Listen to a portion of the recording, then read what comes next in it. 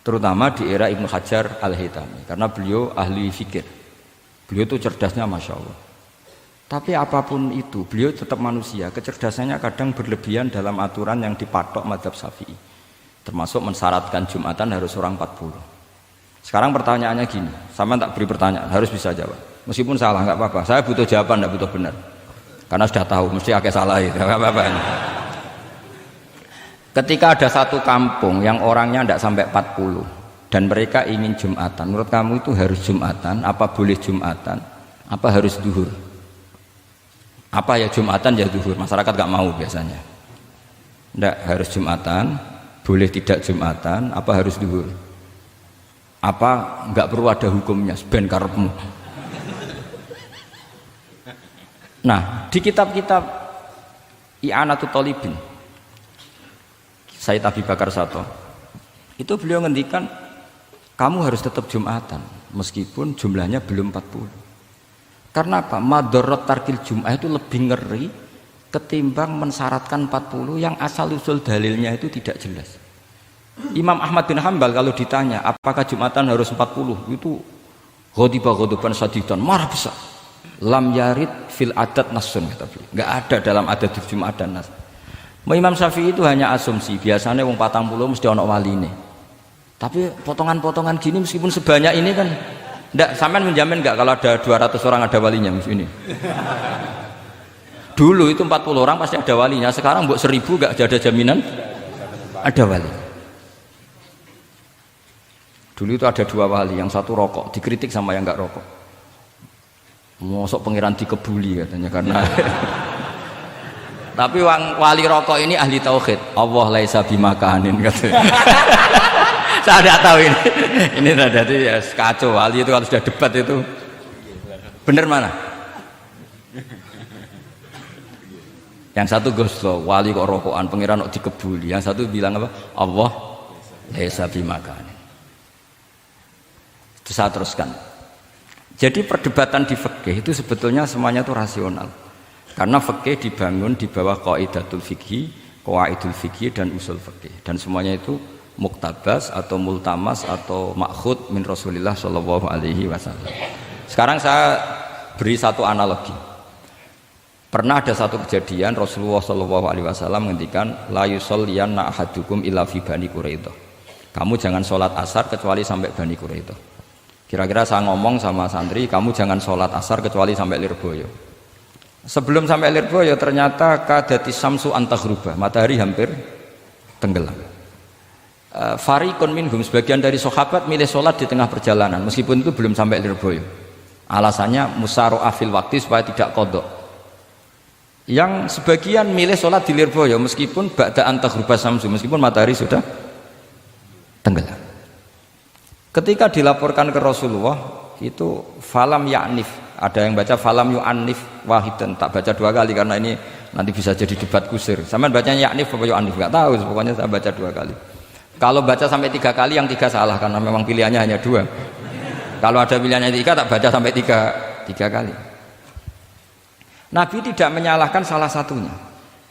Yang satu pakai konstitusi yang namanya asar itu ya qabla antaghrubas samsu. Yang satu cara berpikir Nabi jelas mansus harus di Bani Quraidah. Sekarang pertanyaannya, kaidah umum tentang, saya ulang lagi, kaidah umum tentang asar itu qabla hurufis samsi dilawan nas harus di Bani Quraidah, menang mana? Nas sama kaidah umum. Kira-kira kalau kamu ngaji usul fikih menang nas. Tapi pertanyaannya, nas itu butuh mahal. Tentu boleh seperti itu. Asumsinya Nabi adalah jangan-jangan sampai sana memang belum hurufus samsi. Maka makna yang mesti benar adalah aisari'u fil masyi. Kamu harus tergesa-gesa jalannya sehingga potensi menangi asar di Bani Quraidah. Jadi unik. Terus itu difahami pentingnya musyaroah fil iktida. Jadi kalau anut Kanjeng Nabi harus musyaroah. Nah, musyaroah ini pula yang menjadi basis fikih. Makanya ulama dulu kalau ngarang fikih itu gampang sekali. Kalau orang tidak paham aja nggak bakat wali. Sebenarnya fikih itu gampang sekali. Bagi yang gampang maksudnya, hamba tidak usah itu. Misalnya begini, Fathul Mu'in, Fathul Hab semuanya ngendikan wa yusannu nasyatun di sholatin. Jadi wa yusannu lan den sunatno apa nasyatun gumrega, semangat di sholatin krana ngadiri sholat. Fa inna wa ta'ala zamma tarikihi. Sama sih ingat takbirnya. Zamma itu ngritik sapa wa utawa modho sapa tarikihi. Pakai jamak muzakkar salim. Tarikihi ing wong sing ninggal nasar. Terus beliau mendalil qala ta'ala wa idza qamu ila sholati qamu kusala. Ciri khas orang munafik itu kalau sholat itu malas-malesan. Maka saya itu sering bilang ke santri saya, pokoknya nak jamaah kudu ana melayune. Entah berapa kadarnya harus ada melayune. Guling-gilingan musaroah. Karena di semua teks kebaikan adalah fafirru ilallah. Lari, ada unsur larinya, ada unsur musaroahnya. Nah, lalu lama-lama mengatakan makna hadis ini yang mesti adalah pentingnya musaroah. Enggak perlu berdebat tentang boleh enggak sholat qobla usul ning quraidah atau tidak. Tapi harus karena begini, yang mesti salah begini, ternyata kita melakukan santai-santai ngopi se, rokok se, jagungan se. Nabi kira-kira bisa maklumi enggak ketika cara jalannya seperti itu kemudian matahari terbenam. Karena ini yang pasti salah. Paham ya? Karena enggak sampainya sana karena salahnya sendiri ngopi se, santai se. Lah itu namanya fikih. Jadi fikih itu dari analisis yang normal. Makanya saya sering sekarang akhir-akhir ini sering kampanye kitab Sajaratul Ma'arif, dan itu saya serius dengan kampanye itu karena dikarang oleh Sultanul Ulama. Jadi kalau di wali ada Sultanul Aulia, di ulama juga ada Sultanul Ulama, yaitu Syekh Izzuddin bin Abdis. Itu kalau ngarang fikih itu gampang sekali. Saya punya kitab beliau Qawaidul Ahkam. Beliau ketika cerita kenapa harus ada sholat dihormatil waktu, beliau rangkanya enak sekali. Kalau santri Sarang, Lirboyo atau Peloso atau santri mana saja, biasanya kalau pergi ke terminal, yang di terminal itu kan nggak layak, apalagi ya dulu nggak layak, pokoknya kalau pipis itu pasti kena najis lah celana. Santri kan biasanya milih sholat nanti di pondok, milih terawih lah, milih terawih kan duhur asar. Saya tidak tahu kalau Gusnya, tapi kira-kira ya agak sama kira-kira gitu. Alasannya santri yo nakal, meninggalkan sholat fil waktu itu karena alimnya. Kan sholat dihormati wajib iadah, ngapain daripada wajib iadah mendingan tidak usah sholat. Jadi ilmu itu tuh bermata dua. Rata-rata yang sudah tahu wajib iadah milih sholat apa milih ndak? Ndak, potongan-potongan rai gini tuh. Ndak, kira-kira aja. Milih ndak kan karena tahu wajib iadah. Tapi nanti setelah sampean alim dan bakat jadi wali dan sampean belajar kitab Qawaidul Ahkam, itu pasti milih sholat. Saya semenjak belajar kitab itu ya milih sholat. Tapi tidak usah dimafhum, apa dulu tidak sholat, tidak usah seperti itu. Itu mafhum yang salah itu. Yang berbasis suudzon. Jadi mafhum seperti itu salah, ya masalah itu. Suudzon itu masalah. Kata saya Izzuddin bin Abdis Salam memberi penjelasan. Kenapa harus sholat dihormatil waktu?